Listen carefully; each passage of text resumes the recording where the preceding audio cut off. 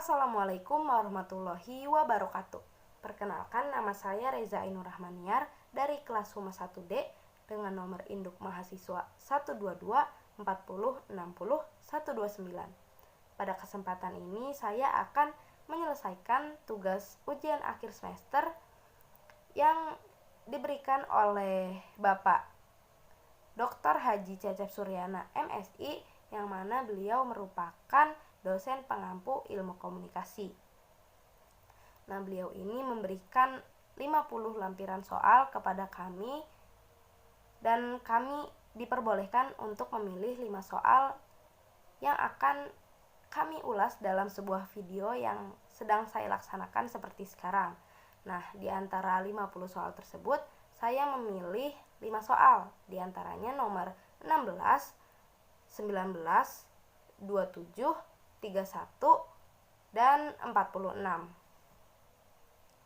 Oke, tanpa berlama-lama akan saya mulai dengan nomor 16. Nah, pada nomor 16 ini berbunyi, karena komunikasi dianggap sebagai proses sebab akibat, maka komunikasi disebut juga sebagai interaksi.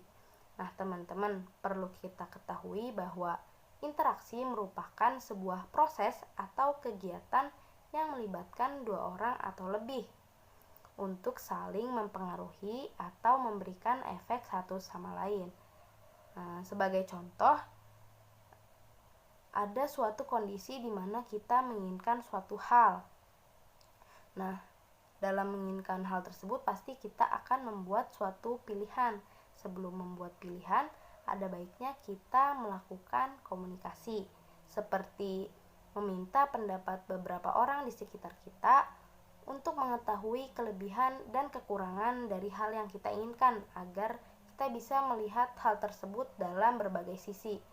Nah, dalam proses tersebut terjadilah interaksi antar sesama manusia yang melibatkan proses sebab akibat. Yang kedua ada nomor 19 yang berbunyi, saat perkuliahan, komunikasi yang terjadi berfungsi untuk memberikan edukasi pada mahasiswa. Nah, pada sebuah proses pembelajaran, pastinya ada komunikasi yang terjalin guna menjadi jembatan yang menghubungkan antara dosen dan mahasiswa, begitupun sebaliknya. Sebagai contoh, misalnya ada seorang mahasiswa yang ingin mengajukan skripsi. Nah, dalam menyelesaikan tugasnya tersebut, mahasiswa tentu butuh bimbingan dosen, butuh dosen pembimbing agar tugas akhir mahasiswa tersebut lebih terarah. Nah, untuk mencapai tujuan satu sama lain, ada baiknya saling menjaga silaturahmi dan berkomunikasi agar tidak terjadi miskomunikasi atau kesalahpahaman di antara dosen dan mahasiswa. Lalu yang kedua ada contoh antar sesama mahasiswa. Misalkan para mahasiswa tersebut melaksanakan kegiatan diskusi. Nah, dalam forum diskusi tersebut mereka saling berargumen dan menyampaikan pendapat. Dengan masuknya banyak pendapat, pasti banyak ilmu baru yang mereka dapatkan satu sama lain. Nah, dalam kegiatan tersebut berarti sudah terjalin komunikasi dan saling mengedukasi yang secara natural mengalir dalam diskusi tersebut. Ya, itu contoh komunikasi yang berfungsi memberikan edukasi pada mahasiswa. Selanjutnya ada yang ketiga. Yang ketiga ini ada di nomor 27 yang berbunyi, kesamaan dalam hal-hal tertentu, misalnya agama, ras, suku, bahasa, tingkat pendidikan, tingkat ekonomi, hobi, akan mendorong orang-orang untuk saling tertarik sehingga pada gilirannya menjadi dekat dan komunikasi mereka menjadi efektif. Nah, teman-teman, kita sebagai manusia secara naluriah tentu akan mencari sesuatu yang membuat diri kita nyaman. Contohnya ketika kita memiliki kesamaan dalam bidang yang sebelumnya saya sebutkan dalam pernyataan di nomor 27. Nah, dalam nomor 27 ini ada banyak bidang nih. Nah, selanjutnya akan saya jabarkan lebih detail mengenai hal tersebut. Yang pertama dalam hal agama. Jadi agama ini merupakan suatu keyakinan yang dianut oleh seseorang atau kepercayaan yang dianut oleh seseorang,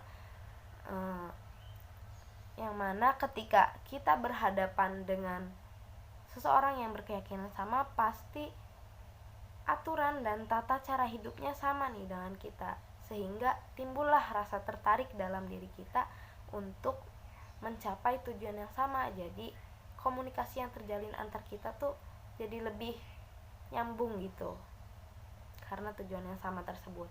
Lalu yang kedua ada ras. Nah, ras ini mengacu pada ciri fisik biologis yang dimiliki seseorang, karena ciri fisik ini masih dalam keturunan di sekitar lingkungan tempat mereka tinggal, sehingga memudahkan mereka dalam berkomunikasi dan berinteraksi karena mereka masih dalam satu kebutuhan yang sama, mereka memiliki kebutuhan yang sama. Ketiga ada bahasa. Nah, penggunaan bahasa ini tentu sangat penting untuk mencapai tujuan komunikasi.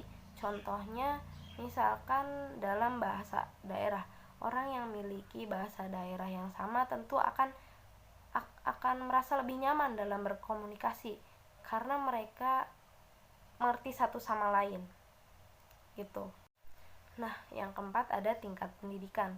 Tingkat pendidikan ini sangat penting loh untuk memenuhi proses dalam berkomunikasi, karena jika seseorang yang memiliki tingkat pendidikan yang sama akan memudahkan mereka dalam membahas persoalan yang sederajatnya.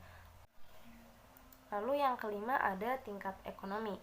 Nah, dalam tingkat ekonomi ini, orang yang memiliki kondisi ekonomi yang sama tentu akan merasa lebih nyaman dalam berkomunikasi karena mereka akan merasa senasib dan sepenanggungan, sehingga mereka bisa berbagi keluhan yang sama.